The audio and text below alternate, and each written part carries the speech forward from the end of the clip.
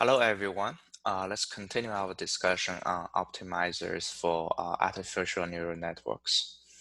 Neural networks, especially for the multi-layered networks, require the calculation of the gradient vector iteratively. Multi-layered networks, we discussed this in the previous session. Basically, we mainly discussed the multi-layered networks. And then it can become very expensive if the number of weights and output are huge, which is true for deep learning. Deep learning has a lot of layers of neural networks, and therefore care should be taken in choosing the right algorithm. One of the algorithms that you can use is stochastic gradient descent.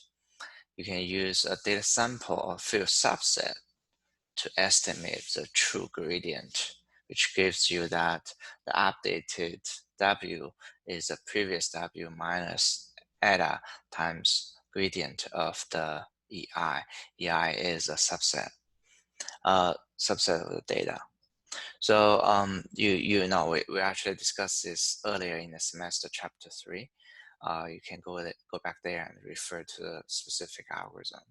And also more appropriate optimizers are moment-based optimizers, such as Atom and RMS prop that we discussed in chapter 3 as well.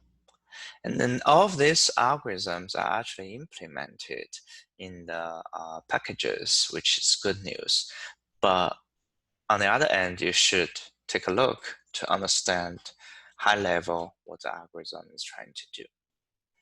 And then also want to mention that Google's TensorFlow is a very powerful engine for deep learning, which actually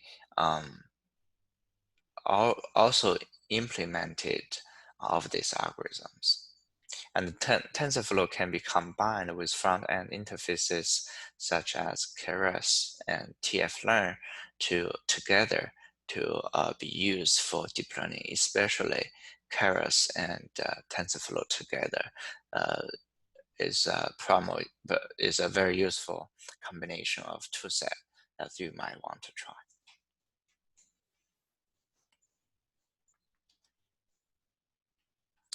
Let's briefly take a look at the network structure.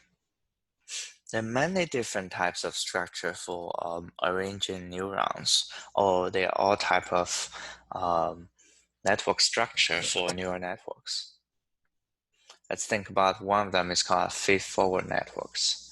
It's simply of the feed-forward neural networks allow the BPN backpropagation neural network algorithm to work well. If the input layer and output layer have identical structure so as to train the output to match the input, it is an autoencoder. So make sure, in that case, feed-forward networks that have the same number of input and the same number of output. Then you could use autoencoder, and you could use BPNN algorithm that can work really well.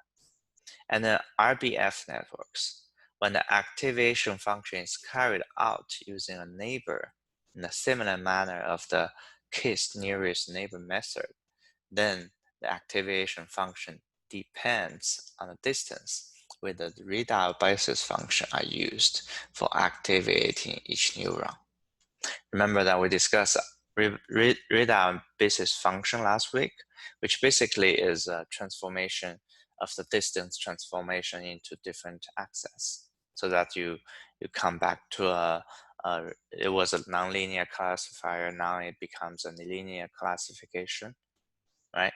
So readout basis function, if turns out we use RBF to be one of the activation function, then this type of network is called RBF network.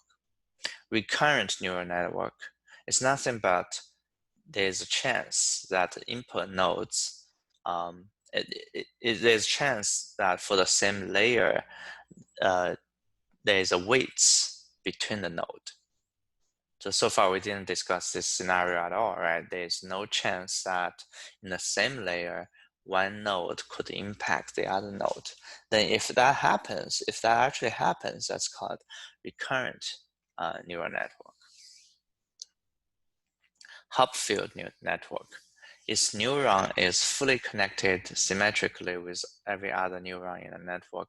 It has a guarantee in terms of convergence. That's another network structure. Let's take a look at one more called self-organized map. It is also called Cohen network maps inputs onto outputs by activating most appropriate neurons and their neighbor neurons that can closely fit the input. It's just one other network structure. We have actually more. Let's take a look at more of the networks.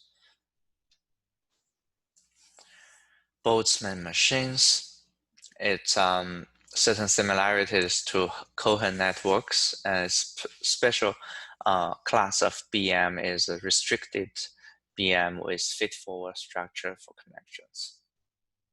And deep leaf network and modular neural networks and spiking neural networks. You can take a look at this. At the high level, what you need to know is they are all type of network structure potentially can be used in neural network. And the simple multi-layered neural network is really one of the neural network structure that is commonly used, most widely used. There are other network structures such as neural tuning machines, capsule networks, generative adversarial nets, and others such as extreme learning machines. You should read more advanced literature and textbooks in case you are interested in. Okay, this is all for the optimizer for ANN and network structure. I'll come back with more materials in next section. Thank you.